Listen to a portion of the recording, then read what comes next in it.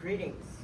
I'm Cliff, and if there is one thing you have to know about me, maybe I'm a 10th grade homeschooler. And yeah, I was ninth grade before July 1st. So I am definitely a homeschooler, and I came here to improve. I admit I came here initially to practice speaking English, but now I think I gained a lot more than just speaking English, because during my trip over here to Toastmasters, I actually gained a lot more things that I utilized during my later trips and later events that I came to participate recently. And I have to tell you that firstly, joining Toastmasters has truly transformed me in ways that I had never ever imagined. In fact, reflecting on my journey, I can really confidently state that I have grown from a kid who just bounced up stage and telling everyone stuff without pretty much content and pretty much structure, to now being able to craft some outline and at least being able to speak without looking at my script every time in every moment. I believe that everyone, as a speaker, always had that moment of ice breaking. And when you're ice breaking, you're like, okay, what am I doing now? And where am I? And what am I doing? You're so nervous that your mind is just completely blank and completely shut off. You cannot speak well, and your mind doesn't speak English anymore. You just tell yourself to calm down, but you don't. Well, I know you have that moment, and my first speech is all about that too. My first speech, I believe, I listened to that recording my father gave me like a few days ago, and I just completely thought at that time I was talking garbage. And I just bounced between topics that I even myself never ever understood. For example, I was talking about my homeschooling journey, and I was talking about English when I suddenly started to spin around in that particular loop. And I never ever crossed my foot into the next particular topic. I have to tell you that was a painful experience, and I have to tell you that afterwards, I continued learning English and performed a lot of speeches, no matter big or small, and I encounter a lot of these issues. So today I'm going to tell you about all of these issues and how I resolved them in the end, which is kind of reflecting on a path, right? So, firstly, I mastered structure. When you're speaking, well, I did say that, but if you're speaking, you have to have some kind of structure. Don't think like you know what you're talking about in Chinese. So when you're standing on the stage, you will know how to speak about it in English, right? No. You just stand on stage and your mind goes blank and you forgot what that means in Chinese, or maybe.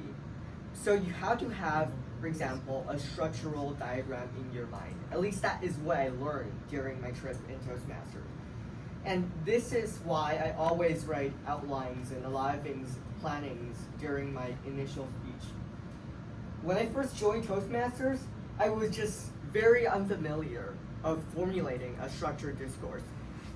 Discourse means outline, just a fancier way of talking about that.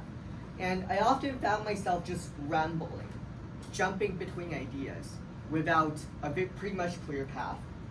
Through regular practice and feedback, for example, I just practiced a long time at home, trying to look at my speech and recording myself speaking. I think I have 100 or more recordings on my phone regarding my speeches currently at Toastmasters. And I have to tell you that these recordings might be a lot of garble. They might be just talking about things and not really talking about the thing you are trying to express. So you have to basically look at these recordings and think of what you are trying to talk about. after you think of what you're trying to talk about, then you will have a pleasant outline and you can really prepare for the structure of your speech. What I'm talking about is probably you have the experience of, for example, refining your speech on the stage. If you are refining your speech, then the speech becomes better. But how do you refine your speech? After you talk, you might not necessarily remember what you just talked about during your practice. So you have to, maybe not have to, maybe a lot of people can, but at least I myself can't. So I always record myself speaking, and I record myself speaking English, and I tell you and refine it every time. I refine my outline accordingly and perform a lot of these preparation stage stuff. So that the above is the preparation stage, my outline, how I prepare my outline. Now I'm going to overcoming stage fright. I myself, I'm really much of a I person. Like if you know of that, I person. I'm never external. So I speak really, I don't know. I don't tell you what I'm really trying to talk about because I'm really shy or nervous, or I can't understand what I am trying to talk about even myself. My go is just completely garbled. But now, in the beginning, the mere thought of standing in front of an audience made my heart race and maybe my palms sweat, and my nervousness would sometimes just overshadow my message. I'm trying to express something, but I go on to something else because I don't know what I'm talking about. But now I try to overcome the stage fright. I try to imagine that I'm talking to only one person who's walking around this stage, and I'm looking at him, not, for example, all of you. I mean that's a method. And if you can just use a method to overcome your stage fright or your stage nervousness, then you can use that. And I think reflecting on my path, I usually and a lot of times neglect, for example, like now, neglect trying to tell you what I wanted. But now that I can do so, or more or less am more able to do so, I think I overcame that stage fright. So I gradually conquered my fear of public speaking.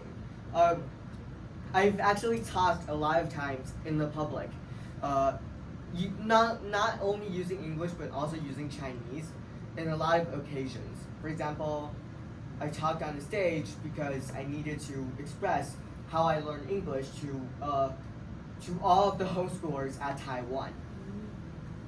And I was not that proficient. I was cued by purpose, or not by purpose, on accident. The people down below the stage didn't anticipate that I was about to speak. And I myself didn't anticipate either. It was a table topic session. But I went on stage and I tried to overcome my stage fright, even after all of these bonuses of me not preparing and not having a clear structure and not really anticipating or giving the emotional preparation of myself standing on stage. I did a lot of these things, and I think this is a valuable process, overcoming your stage fright.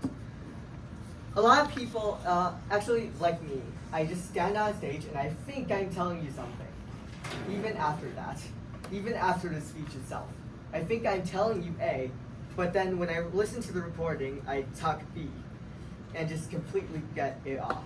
I was talking about previously, I think this is different about the previous contention, or the previous point I'm talking about, because the previous point I was telling you was, I stood on stage, and I probably knew what I was talking about, but I went to another thing. But now it was like, I knew what I was talking about, it was another thing, but I actually spoke the incorrect thing. So I have to tell you that this thing can also be resolved by overcoming stage fright. These are my issues, I think. Moreover, I also went from script dependence to confidence. script dependence means I used to cling on my scripts like they were my life preservers. But I was afraid that without them, I would just completely leave my track and talk about a lot of nonsense. This reliance actually made my delivery stiff and less engaging. However, thanks to the supportive environment here at Toastmasters, I've learned to trust myself more. And today I can deliver presentations with greater confidence. At least I don't have to look at my speech and my script all the time. I can maintain eye contact with you audience and do some interaction that I normally wouldn't be able to do if I was just reading my script. And you would also feel bored. Moreover was developing mental composure. I think previously stepping onto the stage would just cause my mind to go, well, completely blank. Again, I was talking about that, but this time I'm talking about mental composure. I would just panic, struggling to recall even my opening line. However, through practice, mindfulness, and learning to pause rather than to panic, I actually cultivated my mental composure to think clearly under pressure.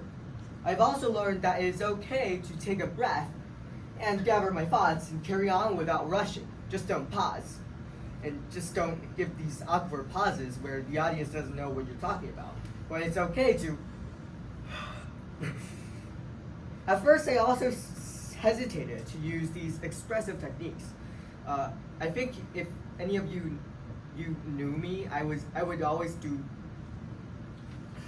I'm kind of strained, I think, myself. So now I'm probably able to give more of these expressive techniques, like my hand gestures, my vocal variety, and a lot of these things. So vocal modulation to make my delivery more dynamic and engaging. And I'm no longer afraid to let my personality shine on stage. Looking back, Toastmasters is more of a place to practice speeches. It has been a transformative journey of personal growth. And I found a lot here. I gained not only communication skills, but also confidence, resilience, and a deeper understanding of how to connect with others. I look forward to continuing this journey and discovering how much I can grow and with you. Thank you.